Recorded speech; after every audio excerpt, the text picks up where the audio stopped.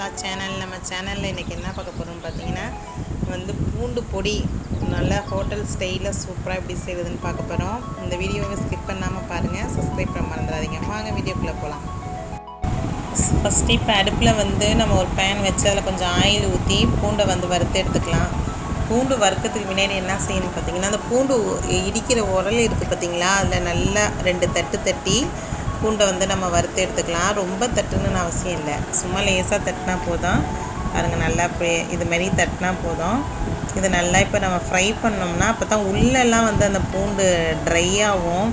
இது நல்லா try roast பண்ணால் தான் உங்களுக்கு பூண்டு பொடியும் ரொம்ப நாள் வெளியில் வச்சுக்கலாம், நல்லாயிருக்கும். உள்ளெல்லாம் அப்போ தான் நல்லா ட்ரை ஆகி, இது சிம்மிலே வச்சு வருங்க, ரொம்ப வேகமாலாம் வைக்க வேணாம், சிம்மிலே வச்சு நல்லா இந்த அளவுக்கு ட்ரை பாருங்கள். இப்போ எடுக்கும் போது கொஞ்சம் இதாக தான் சாஃப்டாக இருக்கும், நல்லா ஆறின பிறகு மொறுமொறுன்னு இருக்கும். இப்போ நம்ம உளுந்து சேர்த்தாச்சு. இப்போ உளுந்து 1 கப்பு சேர்த்துருக்கேன். இதில் பார்த்திங்கன்னா நம்ம பூண்டு 3/4 கப்பு சேர்த்துருக்கேன்.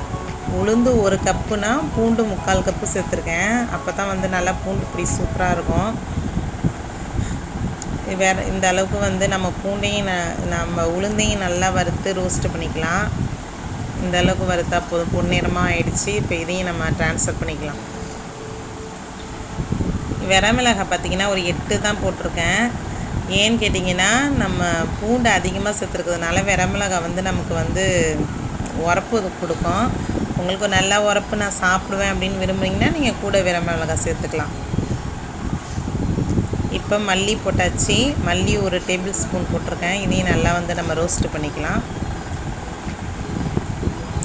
பாருங்கள், வறுக்கும் போதே அது கலர் சேஞ்ச் ஆகும். அந்த நேரத்தில் நம்ம அடுப்பை ஆஃப் பண்ணி மல்லியும் ட்ரான்ஸ்ஃபர் பண்ணிக்கலாம். பாருங்கள், நிறம் மாறினது தெரிஞ்சிச்சா? இதையும் ட்ரான்ஸ்ஃபர் பண்ணிக்கலாம். அப்புறம் ஜீரகம் போட்டுக்கலாம். ஜீரகம் ஒரு 1/2 டீஸ்பூன் போட்டிருக்கேன். இது நல்லா படப்படன்னு லேசாக தெரிச்சோன்னே அதையும் நம்ம ஆஃப் பண்ணி அதையும் ட்ரான்ஸ்ஃபர் பண்ணிக்கலாம். அடுப்பை இப்போ அடக்கிட்டேன். இதில் நான் பெருங்காயத்தூள் போடுறேன். அந்த அடுப்பை அடக்கிட்டு அதுலேயே அந்த பேன்லேயே நம்ம பெருங்காயத்தை போட்டு வதக்கலாம். அடுப்பை ஆன் பண்ணி நம்ம வறுத்தோம்னா அப்படியே கரிஞ்சிடும்.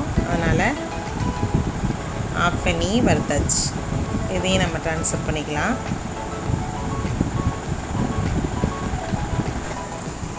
கடைசியாக என்ன ப்ராசஸ் பண்ண போகிறோன்னு பார்த்தீங்கன்னா, இந்த தேங்காய் தான். இது நல்லா இந்த பூண்டு பொடிக்கு நல்ல ஃப்ளேவர் கொடுக்கும். அதனால தான் நம்ம பூண்டு பொடி சேர்த்துருக்கோம்.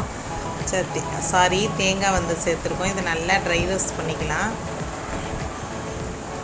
எதுக்கு ட்ரை ரோஸ்ட் பண்ணுறோன்னு பார்த்தீங்கன்னா, நம்ம வெளியில் வைக்கிறதுனால கெட்டு போயிடும்ல அந்த தேங்காய். அதனால் நல்லா ட்ரை ரோஸ்ட்டு பண்ணிக்கலாம். உங்களுக்கு வெளியில் வைக்கிறதுக்கு பிரியம் இல்லைன்னா கூட நீங்கள் ஃப்ரிட்ஜில் எடுத்து வச்சுக்கலாம், ஒன்றும் பிரச்சனை இல்லை. ஒரு ஏர் கண்டெய்னர் நல்லா டைட்டாக மூடி நீங்கள் ஃப்ரிட்ஜில் வச்சுக்கோங்க. பாருங்கள், நல்லா ரோஸ்ட்டு பண்ணியாச்சு. பாருங்கள், இந்த அளவுக்கு ரோஸ்ட்டு பண்ணியிருக்கேன். நல்லா இதுக்கு நல்ல ஒரு ஃப்ளேவர் கொடுக்கும் பூண்டு பொடிக்கு. பாருங்கள், பூண்டு ஆறின பிறகு பாருங்கள், நல்லா கையில் அப்படி அழுத்துனாவே முறுமுறுன்னு உடையுது பாருங்கள். அந்த அளவுக்கு நம்ம ட்ரையாக ரோஸ்ட்டு பண்ணியிருக்கோம். தட்டி போட்டால் தான் இந்த அளவுக்கு ரோஸ்ட் ஆகும். அதனால் லைட்டாக தட்டிக்கோங்க, ரொம்பலாம் நிறையா தட்டுன்னு அவசியம் இல்லை. பாருங்கள், இப்போ என்ன செய்ய போகிறோம் பார்த்திங்கன்னா, மிக்ஸி ஜாரில் ஃபஸ்ட்டு மல்லி, ஜீரகம், உளுந்து, வரமிளகாய் 4த்தையும் போட்டு நல்லா நம்ம அரைச்சிக்கலாம். நல்லா உளுந்து நல்லா அரைகிற வரைக்கும் நல்லா மிக்ஸி ஜாரில் அரைச்சிக்கலாம். ரொம்பவும் நைஸாக வேணாம், குறன்னு அரைச்சா போதும். அதில் நான் உப்பு சேர்த்துக்கிறேன். இப்போ இது அரைச்ச பிறகு பார்த்திங்கன்னா, இப்போ பூண்டு சேர்க்குறேன். பூண்டும் தேங்காயும் லாஸ்ட்டில் எதுக்கு சேர்க்குறோன்னா, 2மே எண்ணெய் விடும். அதனால் அந்த பூண்டு, தேங்காய், பெருங்காயம் 3த்தையும் லாஸ்ட்டில் சேர்க்குறேன். இது ஒரு 4-5 சுற்று விட்டுட்டு நம்ம அடைக்கிடலாம். அப்போ தான் பாருங்கள், எண்ணெய்லாம் வெளியே பிசு வெளியாகாமல் பாருங்கள், நல்லா உதிரியாக இருக்குது பூண்டு பொடி. இந்த மாதிரி உங்கள் வீட்லேயும் ட்ரை பண்ணி பாருங்கள், நல்லா சூப்பராக டேஸ்ட்டாக இருக்கும். இப்போ ஒரு தோசையில் இந்த பூண்டு பொடி போட்டு சுட்டு காட்டுறேன் பாருங்கள். பிள்ளைங்க சட்னி செஞ்சாலும் இந்த ஒரு பூண்டு தோசை இந்த கொரோனா டயத்தில் ஊற்றி கொடுத்தாக்கா நல்லா பிள்ளைங்களுக்கு உடம்புக்கு நல்லது, நல்லா டேஸ்ட்டாகவும் இருக்கும், நல்லா விரும்பியும் சாப்பிடுவாங்க.